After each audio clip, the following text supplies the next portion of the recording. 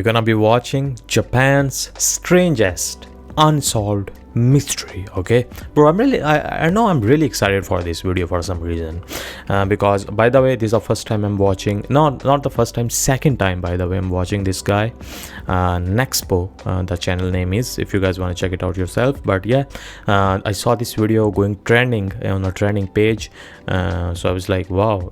And I like these kind of stories. They really open up your eyes to other world, you know, what happened there, what crazy happened, you know, stuff like that. So I feel like it's gonna be about Japan, you know, Japan stories. Let's see how it goes. They are kind of dark and, you know, okay, disclaimer, flashing lights.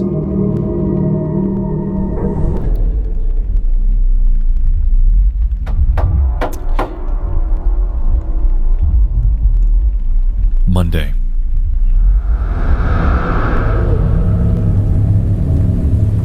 I really like the visualizer. The scenes peak created is shrouded in fog.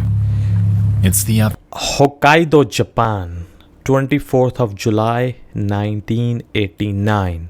All right. Sounds good. And it's Monday. The peak is shrouded in fog.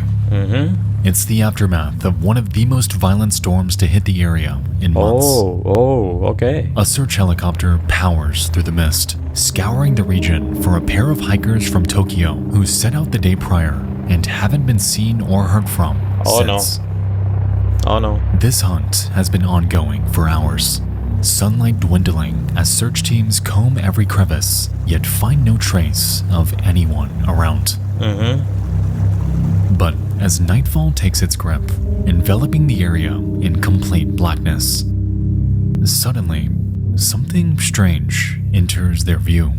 What? Just south of Mount Asahidake, a crudely constructed, massive SOS sign beckons from a clearing. Oh. It's undeniable that the missing hikers have made this, and it's a damn good thing they did, because with conditions like these, finding them otherwise would have been nearly impossible. Okay, they got SOS sign, not bad. The team swarms the area, with newfound hope that these hikers just might be hiding nearby. Right. They search, and search, and search, until finally, they find them. Okay. Oh, there they are. Hey! About a mile north, the two men emerge from a cave.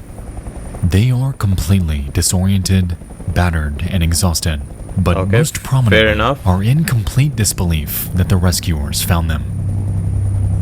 As they're pulled up into the aircraft, the search team reassures them that they're gonna be okay before commending them on their efforts while out there. "We couldn't have found you without your help," they claim. "You guys did a really great job building that sign." The men pause for a minute, visibly confused. "I'm sorry. We didn't build the sign. Oh.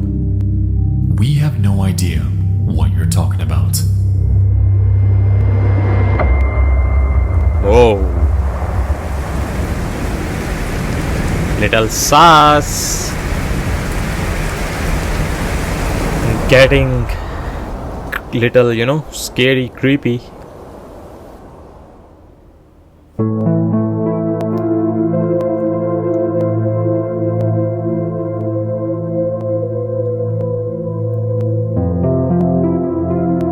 Is this real or is this like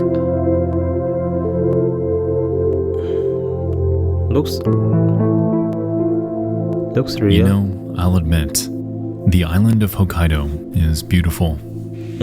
It's a landscape adorned with volcanic mountaintops, trails with serene views, and a multitude of steam vents giving the area an almost dreamlike aesthetic. It's no wonder that it's one of the most popular hiking spots in Japan, as no matter what time of year you go, you're bound to have an experience you'll never forget. Okay. From the summit of Mount Asahidake, It was 2.6 miles directly south where the SOS sign awaited. Resting in a relatively flat wetland, it was constructed with 19 cleanly cut birch tree logs, each measuring at around 16 feet long. Interestingly, the deviation down here is considerably longer than the main hiking trail on the mountain, making its existence entirely perplexing. As far as it's known, there are no trails south of this mountain, implying that whoever built it had to have made their diversion from the north. A detour littered with steep cliffs, a dense forest, and even the turbulent Chubetsu River. Oh, even At the this river point, goes through it. it's completely unknown how this person got here, and for Japanese police, it was undeniable that a mystery was brewing on the mountain. Someone is still out there, likely pleading for help. Yeah, because those guys didn't sound like they needed help. One day later, or they made the sign, you know. Oh, this is really cool art. One day later, a second team is dispatched to probe the area for any signs of hikers in distress. This time, with emphasis on the wetland the sign sits in. And while they all held out hope of finding someone still alive, unfortunately, just a few short hours into their search, they'd uncover quite the contrary. What? Oh, Hidden near the SOS sign are scattered human remains covered in bite marks from wildlife, and damn. nearby, a backpack containing various items. oh man. A What is Sony that? Walkman, Oh, Walkman.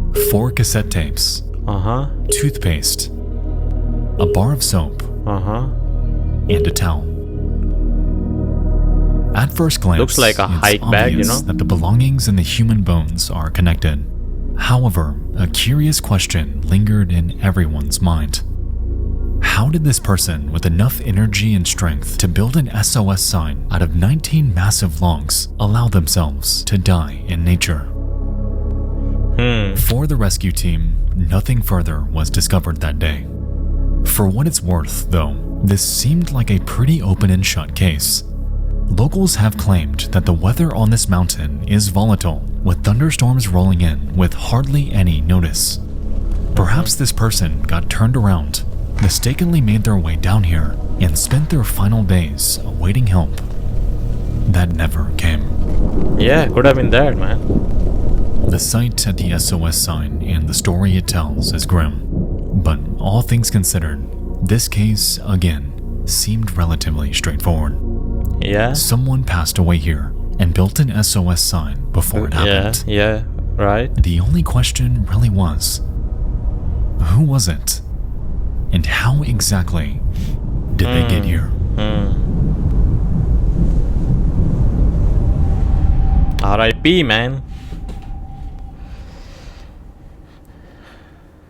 What's the next case we got?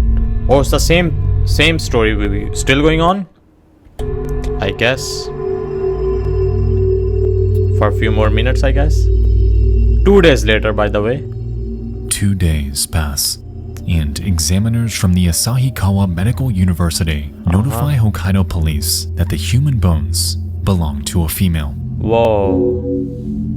Reportedly, she was about 5 foot 3 inches tall, had type O blood, was somewhere blood between type. 20 and 40 years old at the time of her death, carried bone fractures in multiple locations, and died within the span of 1 to 3 years prior. Whoa. Aside from this, 1 to 3 years prior? So, when was that sign made then? She died 3 years ago, or at least 1 year ago, 1 to 3 years ago.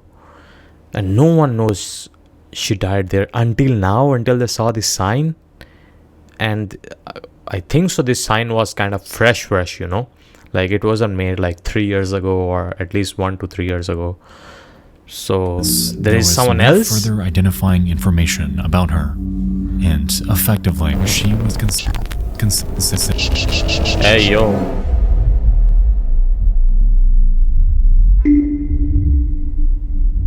Something is wrong. Yeah? This doesn't make any sense at all. Yeah, it does not.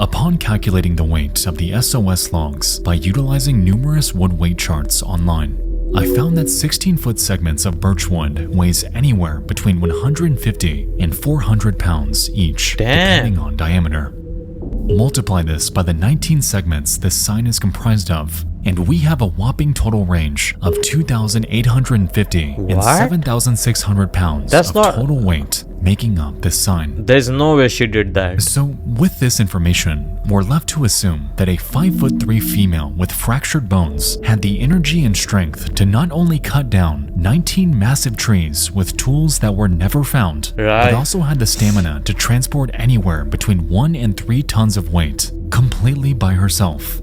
No way she did that. Let's not forget, either, that all of this was done after taking a treacherous 2.6-mile diversion down the south side of the mountain. That's not her. I don't believe undoubtedly that. causing considerable exhaustion from the elements. Without help, constructing this sign alone is an extraordinary feat. A feat that doesn't add up given the context here. Yeah. So, was this person actually alone? Or was there perhaps someone else? There gotta be more than one person with her. That doesn't make sense at all, bro. Hakkaidi police station. Okay. Is the second story or the same story continues? I guess same story continues.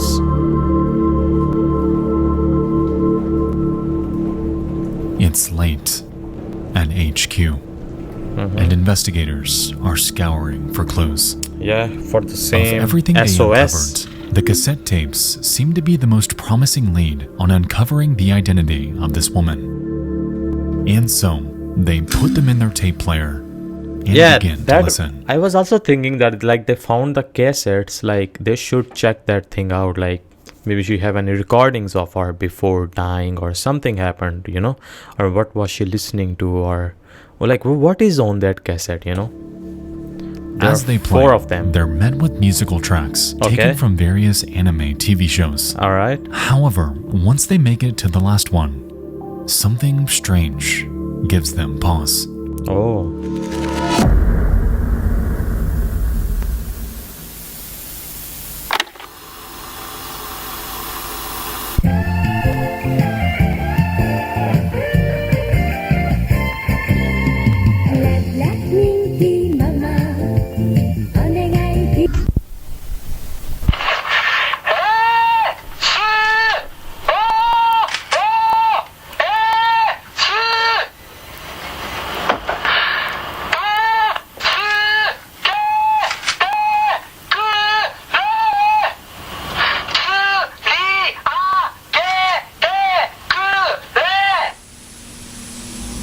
Oh.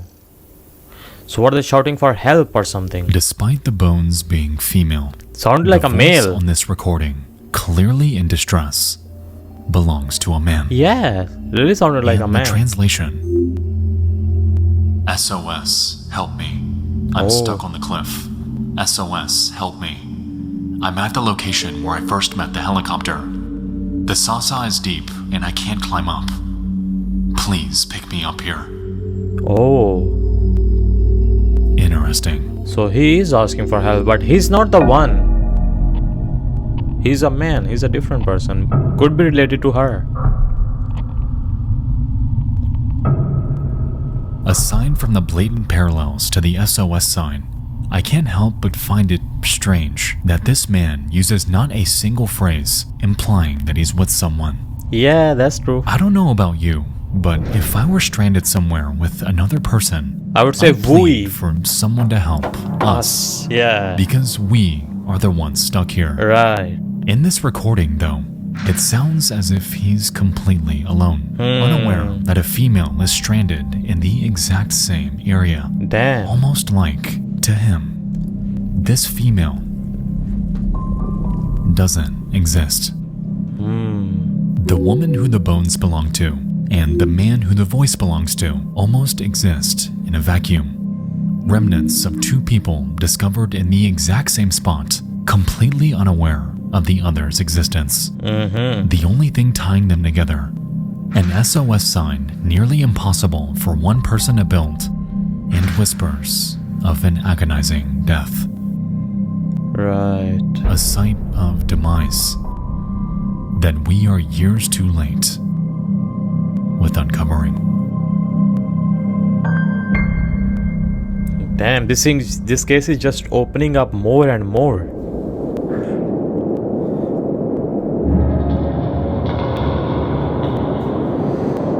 Three days later, boys and girls.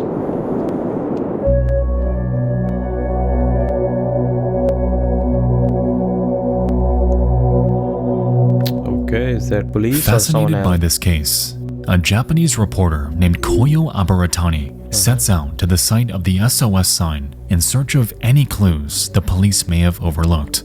Okay. While uncovering anything new was one hell of a long shot, surprisingly, after they dug through some tree roots, they actually uncovered something.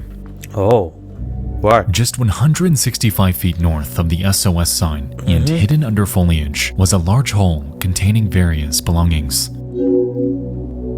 Two cameras, Oh, a notebook, and most prominently, ID. a license. Oh, license. Okay.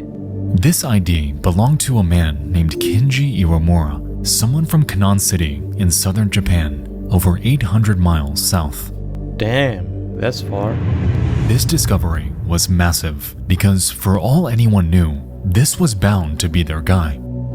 I mean, this had to have been the voice on the recording, right? Yeah, that's what I think And too. of course, this man must have been associated in some capacity with the female bones found at the same site. Maybe? While she may be, up to this point, still unidentified, at the very least, those investigating this case finally had a name.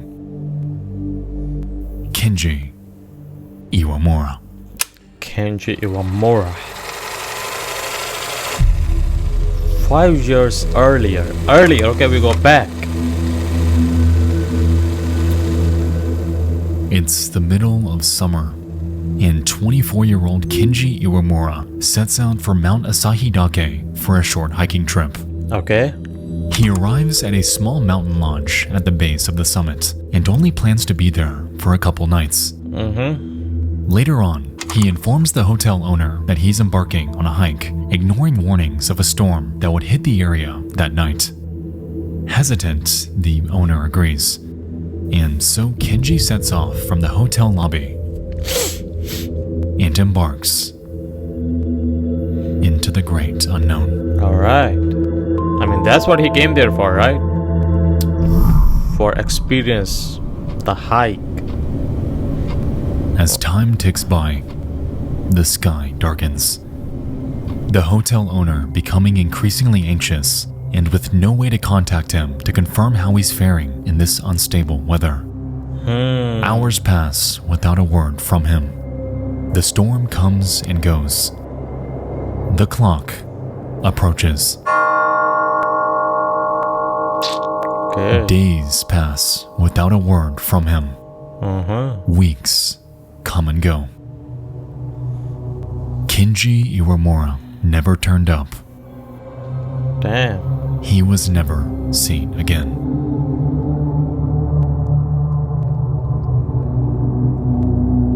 With the discovery of Kinji's ID, police were certain that they'd crack this case. Reportedly, determining gender from bone fragments isn't always accurate, and for all they knew, they had to belong to him.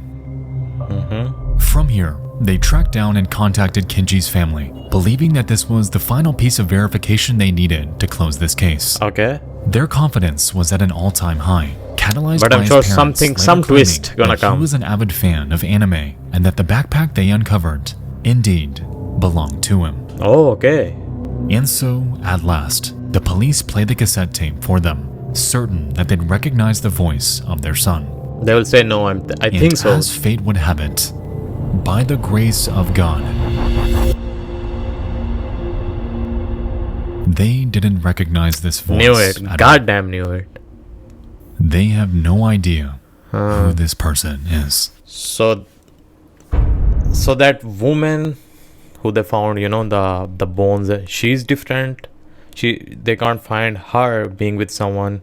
Then this person who is on the tape is alone by himself. So they got two person, and they got the third person who they found the ID of. So they got three people from just one SOS sign, and they cannot tell yet who was the one who made that and calling for help. I mean, the guy in the cassette was calling for help. With no evidence of foul play, Hokkaido police, bizarrely, continued to run with their theory that this sign was built by Kenji Iwamura. They cast aside the consensus about the bones, the lack of identification with the voice, and simply ran with it.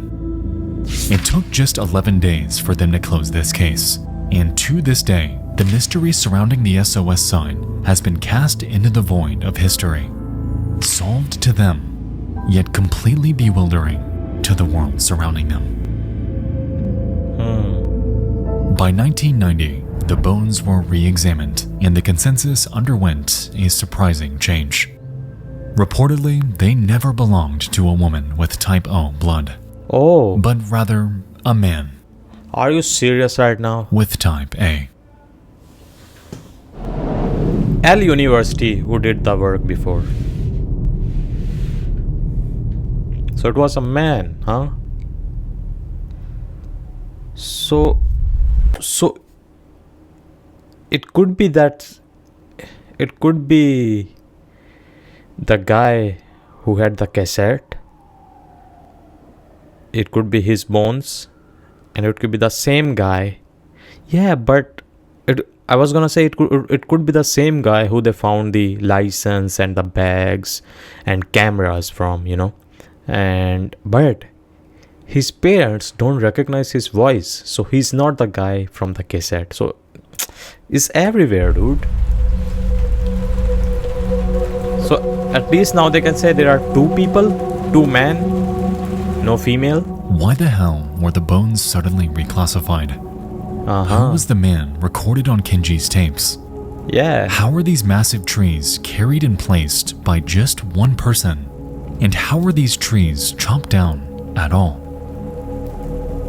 Taking a broader look at the landscape, we've established that the site of the SOS sign was reached by a diversion from the main Mount Asahidake trail.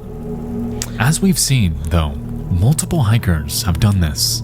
I feel like making this SOS sign was not just 1 or 2% job.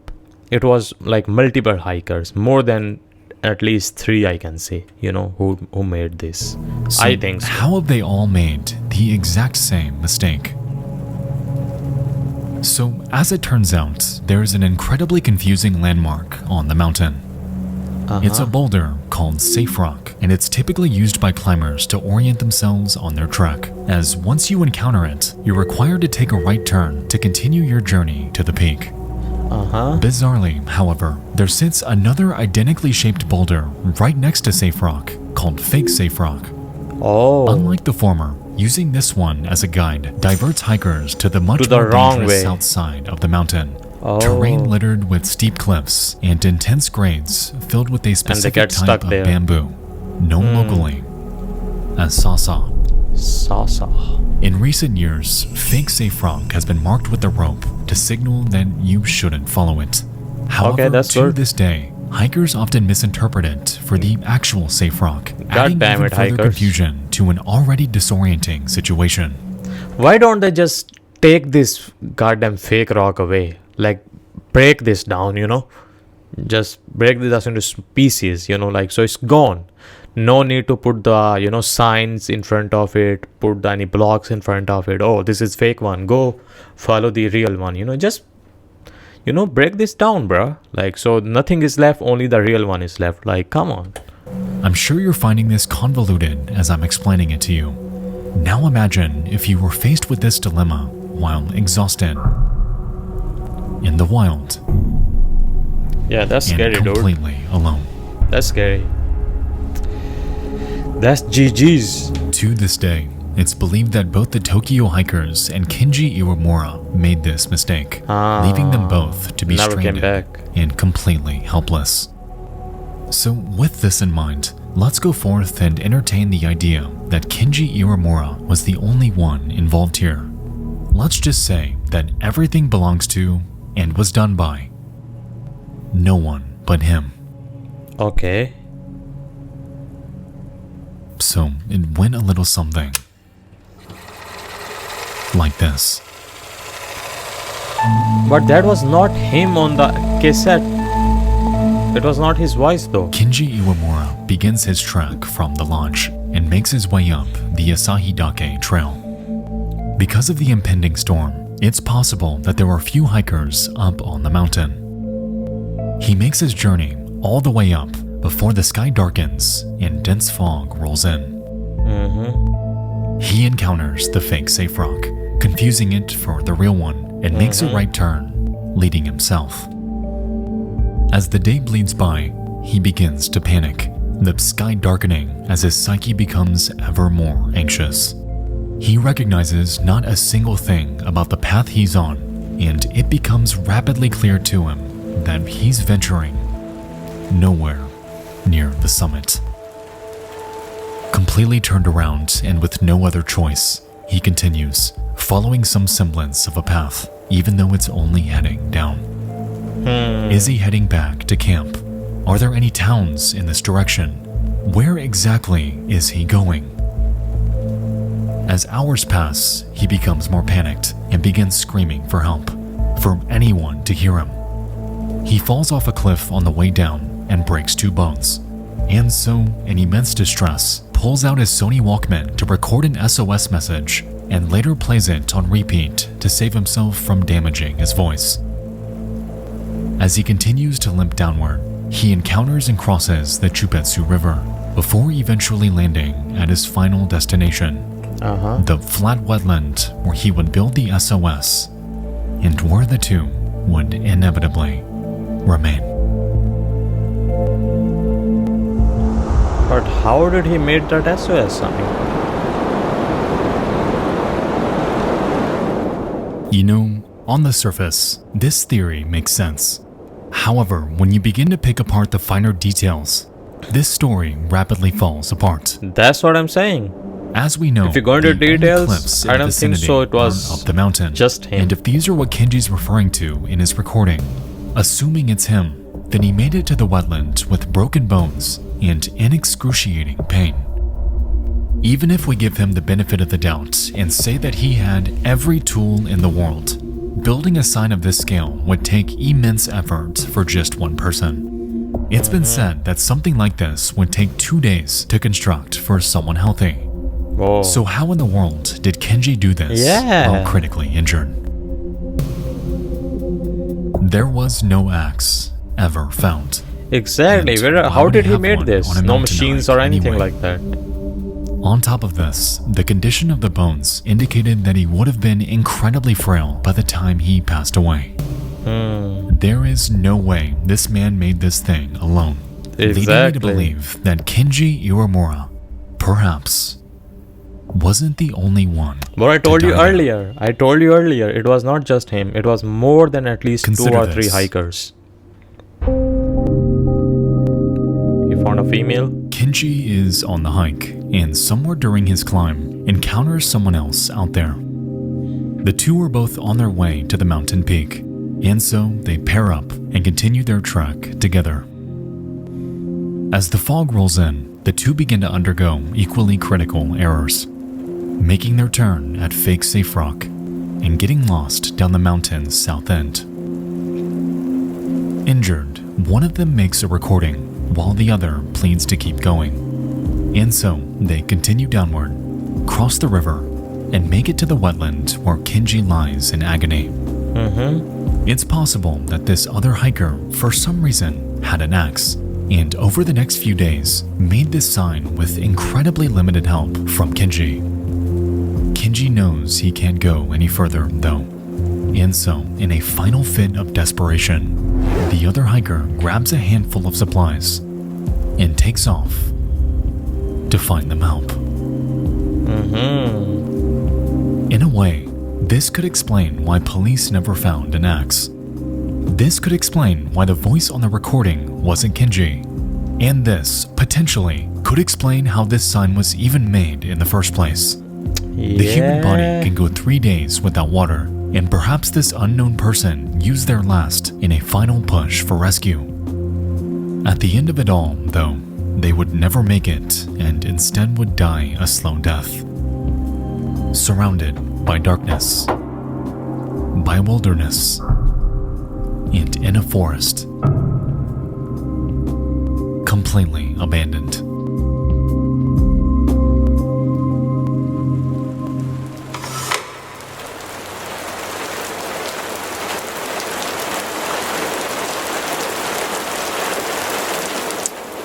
Perhaps their body is still out there, but we just haven't found it yet. It's a tragic end to someone who may not even exist, but goddammit, it's the only way this story makes any sense. Yeah. Kenji Iwamura had to have gotten help from someone else on the mountain that night. There is just no way in which he couldn't have.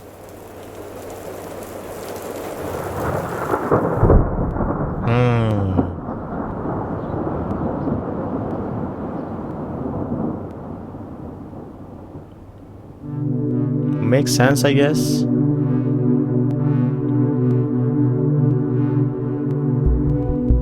I refuse to believe that there was just one person on Mount Asahidake that night. Me too. The circumstances are just too extraordinary for one to pull this off alone. The broken bones, the stranger on the tape, the rapid closure, someone migrating literal tons of weight after vital injuries. Everything about this conflicts with the reality of the situation we've been given.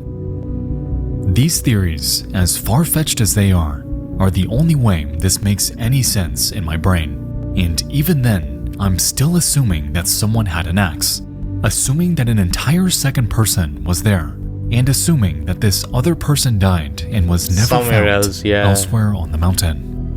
No matter which way we approach this, nothing makes sense without drawing vectors to things that may or may not have happened. And to me, that's what makes this incident so incredibly perplexing. The man on the recording never stated that he was with someone. And even if we assume that Kenji wasn't alone, the only way this story makes any sort of sense, it's almost like the two of them never even knew the other existed. It's like two people encountered the exact same spot, just on completely different timelines.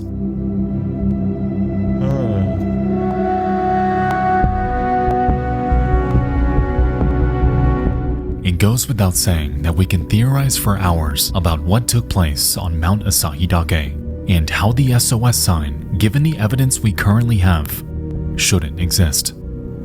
But out of everything, the one detail that haunts me most about this is the simple fact that at the end of everything, the police have never formally identified the bones as belonging to Kenji.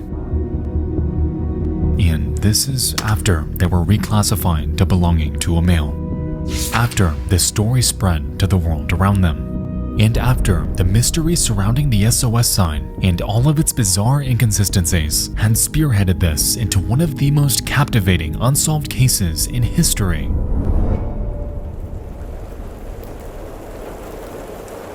There has never been an official answer as to who the bones belong to. And to this day, nobody knows when the SOS sign was made. Nice. And who in the world built it.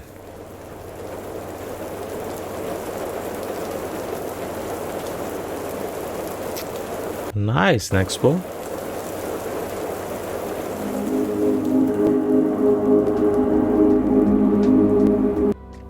At first when they said, okay, it was female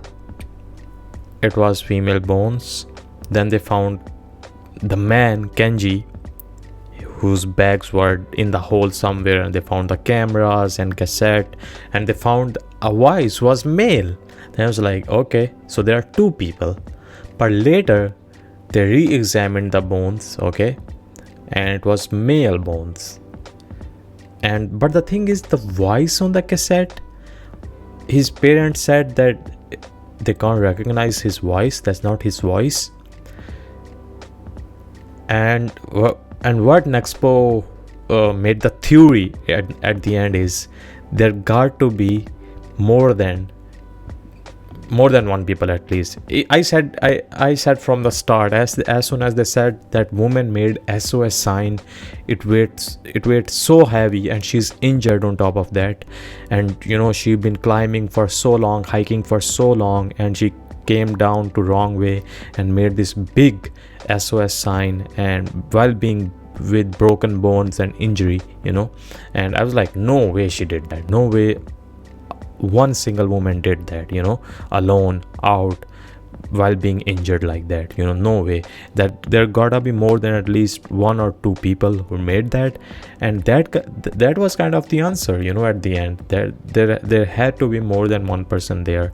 Like maybe Kenji found another hiker on his way, and they helped him make the sign, while Kenji, you can say, recorded his voice on that cassette and later died, waiting for help. And other hiker had axe which they used to make the sign, and later they left, finding help for them and for Kenji.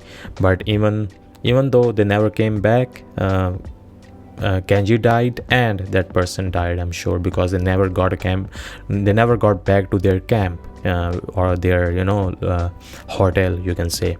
But yeah, dude, crazy story, dude. It is kind of unsolved mystery, and I really like Japan's unsolved mystery, because they are very different than other countries and stuff. But damn, really scary and really crazy. And yeah, to make sense of this case, that's all you can come up with. What Nexpo came up with, like two hikers, one got injured, and they found another hiker, and they both tried to help each other, made SOS sign. One left, and other stayed there waiting for help and died. And they never found them, male or female, who they were. But yeah, they also died, but they never found them. And they found the bones and all that though. And first they said that it was female bones, and then they said they are male, so with type A blood. Before it was type O, but yeah, crazy story, dude, crazy story. And amazing video by Nexpo, man. I don't watch him a lot, because this is my second time watching him. And dude, the cinematics, all the like whole graphic, whole animation, you can whatever, I don't know what to say, but it's so well done, dude, so well done. Like way back, I have seen many other animation like this too, but this one is some next level, dude. Like it is really like you are in some kind of game graphics, this Call of Duty and stuff like that. They have those top level graphics, and they are really good. Like the walking style of people getting injured, or the photographer, or not, the news person who went and found the cassettes first time after police did the research. His walking style and everything, all the animation, the rain, the storm, is so well done, dude. Like really perfect. But yeah, amazing video. Japan's Strangest Unsolved Mystery.